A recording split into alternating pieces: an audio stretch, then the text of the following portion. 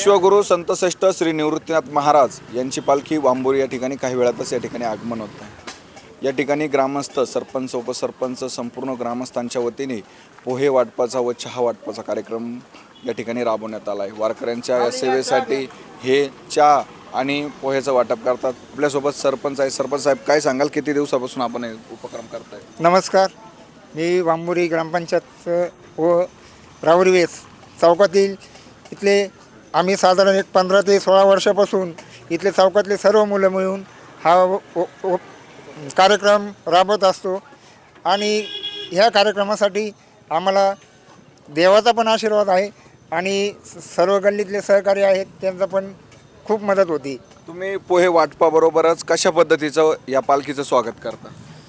पालखी आल्यानंतर आम्ही प्रत्येक वर्षी ठरल्याप्रमाणे श्रीफळ, शाल, नारळ देऊन त्यांचं स्वागत करतो आणि साधारण 4 वाजेपर्यंत त्यांना नाश्त्याची सुविधा आम्ही उपलब्ध करून देतो। साधारणतः ही तुमची जी 15 वर्षापासून ही अविरत सेवा चालू आहे, नेमका वारकऱ्यांच्या चेहऱ्यावरचा आनंद कसा असतो या ठिकाणी आल्यानंतर? वारकऱ्याच्या चेहऱ्यावर एकदम खूप आनंद असतो की त्यांना असं होतं की कधी पंढरपूरला जाणार आणि विठुरायाचं दर्शन घेणार। नेमकी ही जी आपण सेवा करतायत हिच्या मागे नेमकी फलश्रुती काय?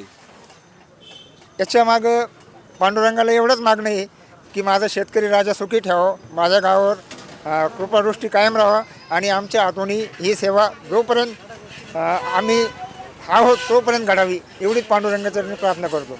नक्कीच पांडुरंगाकडे त्यांनी एकच मागणं मागितले, जोपर्यंत आम्ही आहोत तोपर्यंत ही वारकऱ्यांची सेवा अविरत करण्याची पंढरीजी पांडुरंग यांना ही संधी देवो अशी त्यांची पांडुरंगाचरणी प्रार्थना आहे। कॅमेरा पर्सन प्रीतम कळेसह मी सचिन आव्हाड, वांबोरी।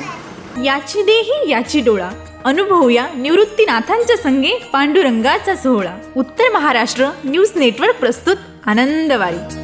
श्री क्षेत्र त्र्यंबकेश्वर ते श्री क्षेत्र पंढरपूर, दररोज फक्त आपल्या उत्तर महाराष्ट्र न्यूज नेटवर्कवर।